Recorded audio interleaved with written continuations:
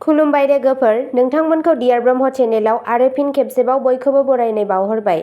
आं दिनै नोंथांमोननि सिगाङाव आरोबाव माखासे खौरां लानानै फैबावलायबाय। आसा खालामो नोंथांमोनहा खौरांखौ नायनानै मोजां मोनगोन आरो नोंथांमोनहा बेबादिनो सानफ्रोमबोनि खौरांनि आपडेट मोनबाय थानो थाखाय चेनेलखौ साबस्क्राइब खालामनानै लादो आरो खौरांखौ मोजां मोनोब्ला अन्नानै लाइक, शेयार आरो कमेन्टबो खालामनानै होलांब्लानो जाबाय। दिनैनि गिबि खौराङावनो दङ गुदि थाखोनि खुंथायखौ जौगाहोनो थाखाय बिटिआर दाफामफिननो नाजानायफोर सोलिगासिनो। बिटिआरनि गासैबो जिल्लानि जौगाखां ब्लकफोरखौ गोदानै दाफिननो थाखाय गोजौ थाखोनि मावख'गिरिफोरनि जथाय दिनै बिटिसि सेक्रेटारियेटआव मोनसे गोनांथार मेलखौ दैदेनदों। आथिखालनि एडहक ब्लक सेटआपआ खाथि खालानि जिल्लाफोरजों गोरोबलायनायनि जाहोनाव खुंनायनि जेंना सोमजिहोदों। गोदानै दाफिननाय हाबाफारिया जाबाय गुदि थाखोनि खुंथायखौ बांहोनाय, गोहोम गोनां थिरांथा लानायनि थाखाय जायगायारि खुंथायखौ मोजाङै खालाम।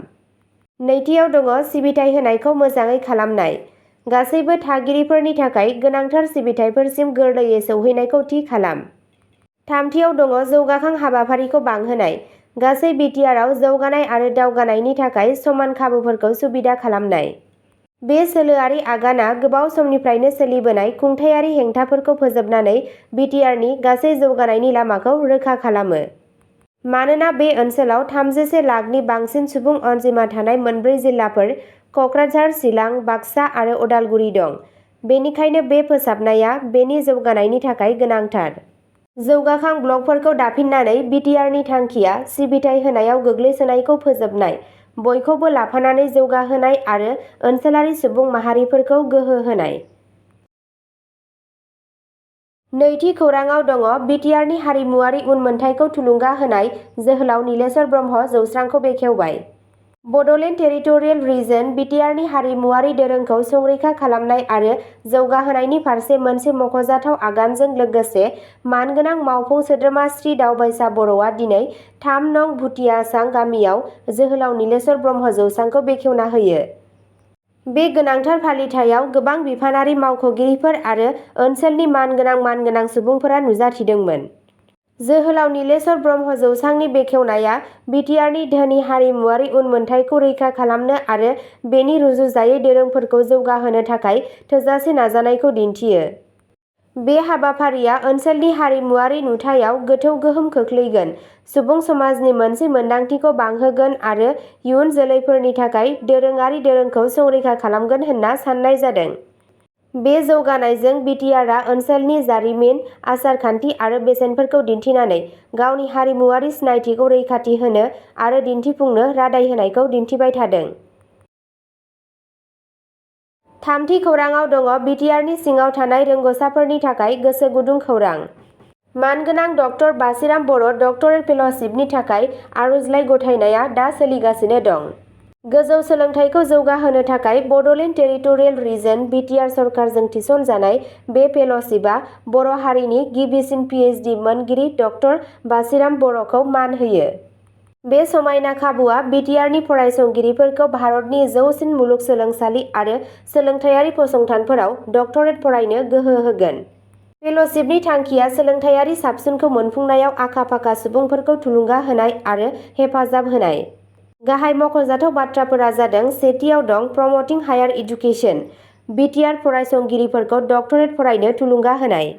नैथियाव दङ हनारिं डक्टर बासिराम बर', बर' हारिनिफ्राय गिबिसिन पिएइचडि लागिरिखौ सिनायथि होनाय। थामथियाव दङ इम्पावारिं फिउचार लिडार्स, सोलोंथायारि साबसिनखौ मोनफुंनायाव रोंग'थि गोनां सुबुंफोरखौ हेफाजाब होनाय।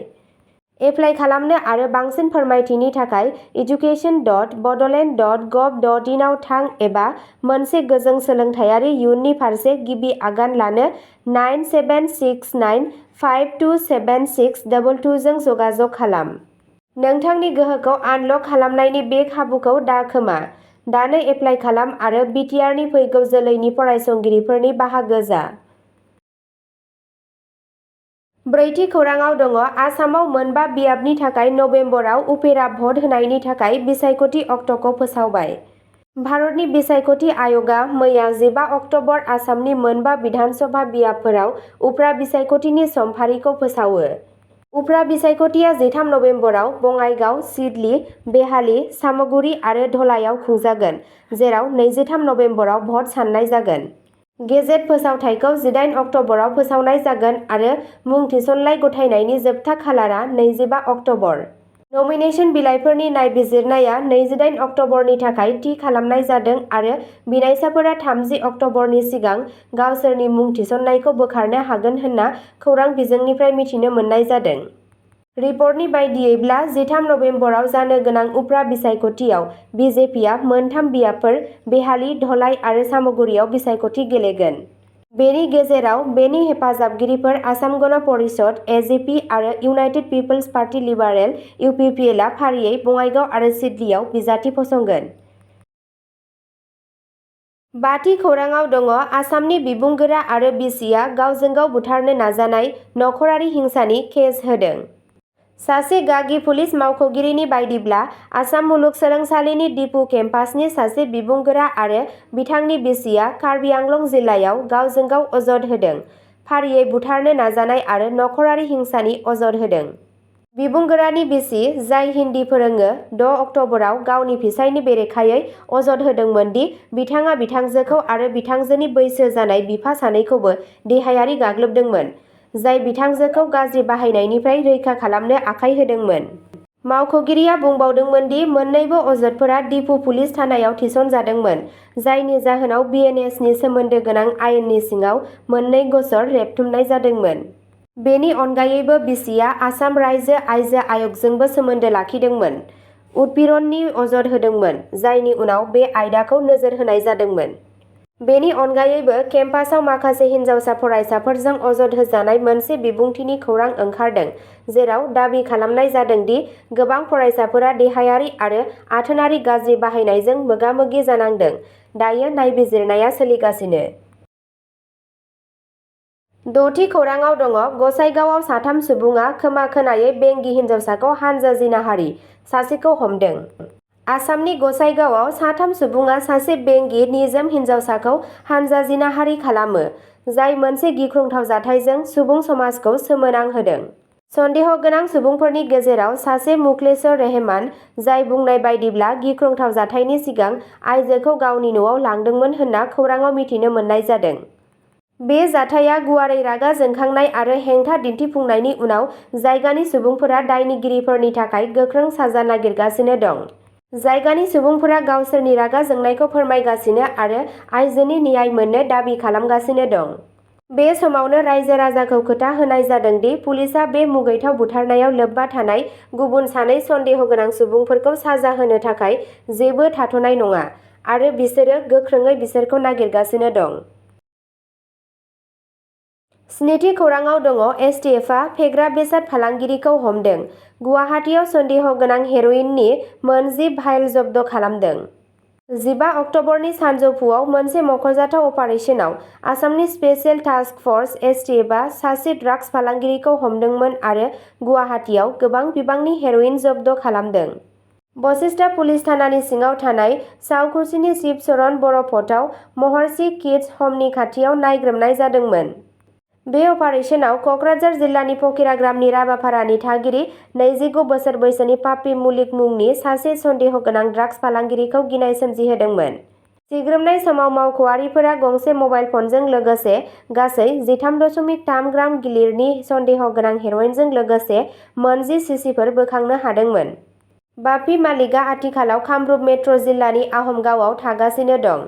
बे केसनि सोमोन्दै गोनांथार नेम-खान्थिफोरा सोलिगासिनो दं मानोना बिबानगिरिफोरा ओनसोलाव फेग्रा मुवाजों सोमोन्दो गोनां हाबाफारिफोरनि सायाव गावसोरनि सिग्रोमनायखौ सोलिगासिनो दं। 8थि खौराङाव दङ हाजोआव 1.5 लाख रांनि गान्जा जब्द, सासे हमजादों। आसाम पुलिसआ फेग्रा मुवा फालांगिनि बेरेखायै गावसोरनि नाजानायखौ गोख्रोंसिन खालामो, जायनि जाहोनाव हाजोनि गार'मारियाव मोनसे जाफुंसार अपारेसन जायो, जेराव बिबानगिरिफोरा 1.5 लाख रांनि 14 किल'ग्राम गान्जा जब्द खालामो।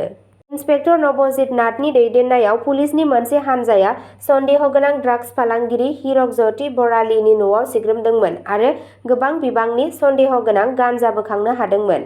अपारेशननि समाव पुलिसआ 14 किल'ग्राम गान्जा, गंसे मबाइल फन आरो AS25B1913 रेजिस्ट्रेशन थानाय गंसे स्कुटार जब्द खालामदोंमोन।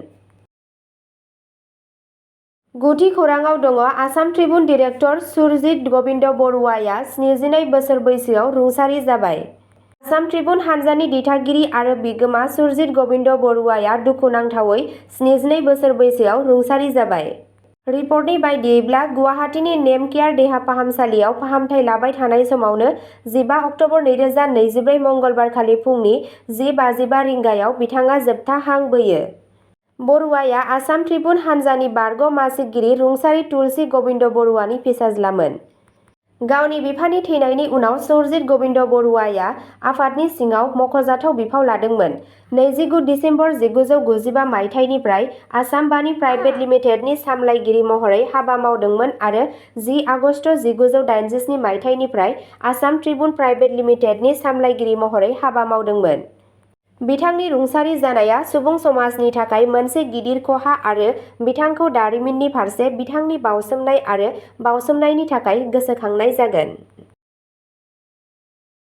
जिथि खौराङाव दङ फणिभूषण चौधुरीया बुंदों पार्टिया जायनो होयो आं आंनि बिसिनि थाखाय टिकेट बियाखै।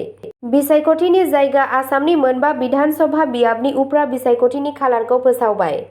बिसायख'थिनि सान फोसावनायनि उनाव बिजेपिआ दा जायखिजाया समावनो मोनथाम बियाबनि थाखाय गावसोरनि बिजाथिफोरनि मुंखौ फोसावनो हागोन। नाथाय आसाम गण परिषद (एजेपिआ) गावसोरनि बिजाथिफोरखौ फोसावनो गोख्रै जागासिनो दं। एजेपिनि दैदेनगिरिफोरा बङाइगावआव बिधान सभा बियाबाव सोर बिसायख'थि गेलेगोन बेनि सायाव जोबथा थिरांथायाव फैनो हायाखै, जायखौ गोबाव समनिफ्रायनो एजेपिनि खरं होनना मिथिनाय जायो। बङाइगावआव 10 बोसोरनिफ्राय गावनि आवथायाव थानाय फणिभूषण चौधुरीया गावनि बिसि दीप्तिमय चौधुरीनो बे टिकेटखौ होनो थाखाय एजेपिनि दैदेनगिरिफोरखौ नारसिनगासिनो दं होनना बांसावनाय जादोंमोन। बे समावनो एजेपिआ बावैसो बे आयदानि सायाव फिनजाथाय होदों। गोदानै सायख'जानाय एमपिआ बुङो आं रावखौबो खावलायनाय जायाखै दि आंनि बिसिनो टिकेट होनांगौ। एमपिआ बेखौबो बुंदोंमोन दि बङाइगावआव सोरनो टिकेट होनांगौ बेनि सायाव मिरु दैदेनगिरिफोरा थिरांथा लागोन। आं एजेपिनि मिरु दैदेनगिरिखौ आंनि बिसिनो टिकेट होनो खावलायनाय जायाखै आरो खावलायनाय जायाखै। बेनि गेजेराव 15 अक्ट'बरखालि बङाइगावआव बिजेपिनि गायसननाय सान फालिथायाव जिल्लानि आफादगिरि नेहाथारिया नुजाथि फैयैनि थाखायबो चौधुरीया गोजोननाय गैयै फोरमायदोंमोन। बेनि गेजेराव एजेपिनि आफादगिरि अतुल बरायाबो बे आयदानि सायाव फिनजाथाय होदोंमोन।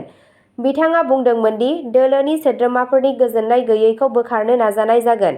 थारैनो बयबो देरहानाय बियाबाव बिजाथि लुबैयो। बे जेंनाया सावरायनायनि गेजेरजों सुस्रांजागोन होनना सुलुंनिफ्राय मिथिनो मोननाय जादों। अब्ला दिनैनि खौराङा एसेनोसै। जाय बिथांमोनहा सानसेनि फानजामुथिखौ नायनानै मोजां मोनो, स्क्रिनाव होनाय चेनेल बड' इनफ' पइन्टआव थांनानै नायहैनो हागोन। चेनेलनि लिंकखौ डेस्क्रिप्शनाव होनाय जादों। आरो बेजों लोगोसेनो जाय बिथांमोनहा जीके, मेथ्स आरो इडुकेसन भिडिअ'स नायनो गोसो, ब्रह्मपुत्र ब्रेइन चेनेलाव थांनानै नायहैनो हागोन। बे चेनेलनि लिंकखौबो डेस्क्रिप्शनावनो होनाय जादों।